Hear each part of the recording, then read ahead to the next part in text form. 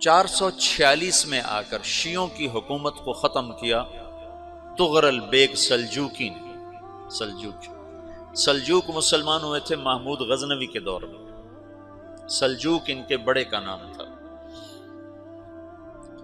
تو ایک دفعہ محمود غزنوی نے سلجوک سے پوچھا اگر مجھے تیری مدد کی ضرورت ہو تو کتنے آدمی پیش کر سکتے ہو؟ تو اس نے ایک تیر دیا، کہا یہ ایک تیر ہے میرا،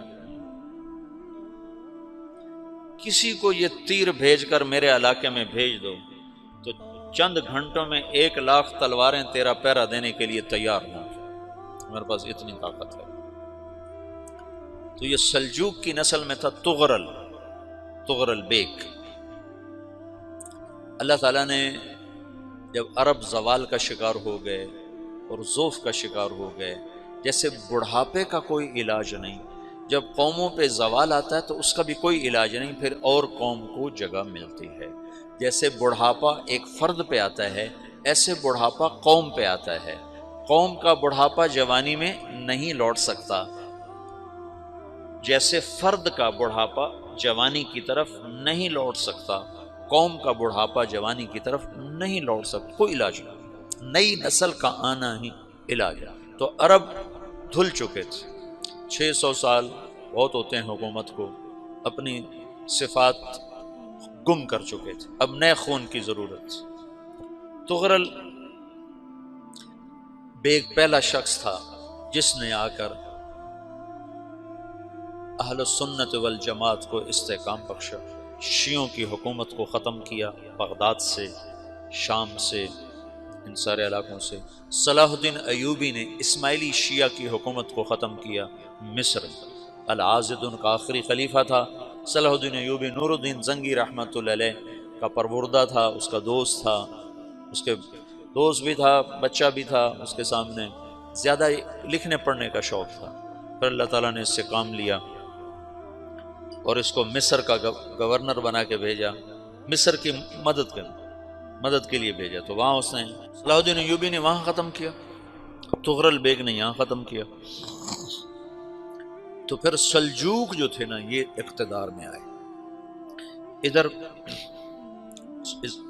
ختم ہو گئی سلطنت بنو عباس کی، مصر ایک چھوٹی سی ترکوں کی سلطنت، تو اللہ تعالیٰ پھر مرکزیت کے لیے ایک نظام چلایا۔ دو لشکر آپس میں لڑ رہے ہیں ایک میدان میں، ایک جنگلی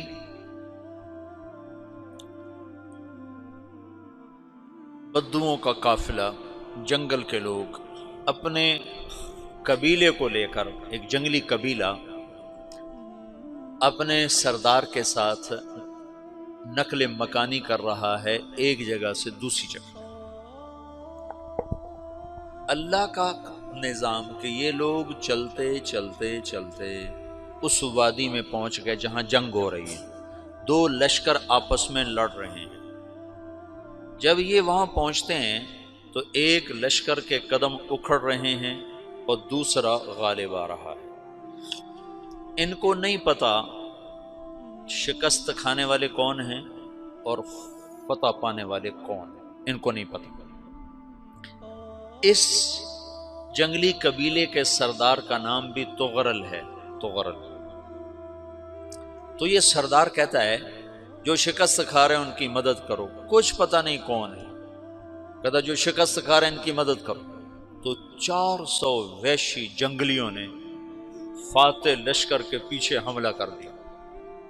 وہ تو ایک کافی ہوتا تو 400 دوڑ جب تلواریں پڑیں تو چند لمحوں میں نقشہ بدل گیا، بھاگنے والے جم گئے اور جمنے والے بھاگ پڑے۔ جب جنگ ختم ہوئی تو شکست خوردہ لشکر کے بادشاہ نے ان کو بلایا، اسے پوچھتا ہے مجھے جانتے ہو میں کون ہوں؟ کہا نہیں۔ کہا تو تم نے میری مدد کیوں کی؟ کہا انسانی ہمدردی کی وجہ سے، تمہیں شکست ہو رہی تھی اس لیے تمہاری مدد کی۔ اور اس نے اپنا تعارف کرایا، میں ہوں سلیمان سلجوقی، ترکی کا بادشاہ۔ مسلمانوں کا لشکر تھا اور تاتاریوں سے شکست کھا رہا تھا، تاتاری فتح پا رہے تھے، مسلمان شکست کھا رہے تھے۔ تو وہ اللہ کی غیبی مدد بن کر آئے، تو وہ اس سے کہتا ہے میرے ساتھ رہنا پسند کرو گے؟ تم نے میرے اوپر احسان کیا ہے، میں اس کا بدلہ دینا چاہتا ہوں، میرے ساتھ رہنا پسند کرو گے؟ کہنے کا کر لوں گا۔ تو اس نے اس کو لے کر ترکی آیا، اور استنبول اس وقت روم کی حکومت میں تھا، اس سے فتح کیا اس تغرل کے آگے چوتھے پانچویں پڑپوتے محمد فاتح نے۔ تو یہ استنبول ہے، یہ ترکی ہے، بیچ میں ایک چھوٹا سمندر ہے، یہاں ایک جاگیر ہے۔ تو سلطان سلیمان کہتا ہے یہ جاگیر تجھے وقف ہے، ادھر سے رومی مجھے تنگ کرتے ہیں حملے کر کر کے، تو میرا دفاع کرتے رہنا، یہ جاگیر تیری۔ یہ اس جاگیر پہ اس نے اپنے قافلے کو آباد کر دیا، اپنے قبیلے کو، اور ایک چھوٹی سی حکومت بنا لی، جو ایک صوبہ سمجھو سلمان سلجوقی کا، وہ ایک چھوٹا سا صوبہ ہے۔ وہاں جب یہ رہ پڑا تو پھر یہ ایک شیخ کے بیت ہوتا ہے، وہاں شیخ طریقت ہے، ان کے یہ بیت ہونے جاتا ہے، وہ اس کو رات اپنے پاس ٹھہراتا ہے، تو ایک کمرے میں ان کا خادم ٹھہراتا ہے۔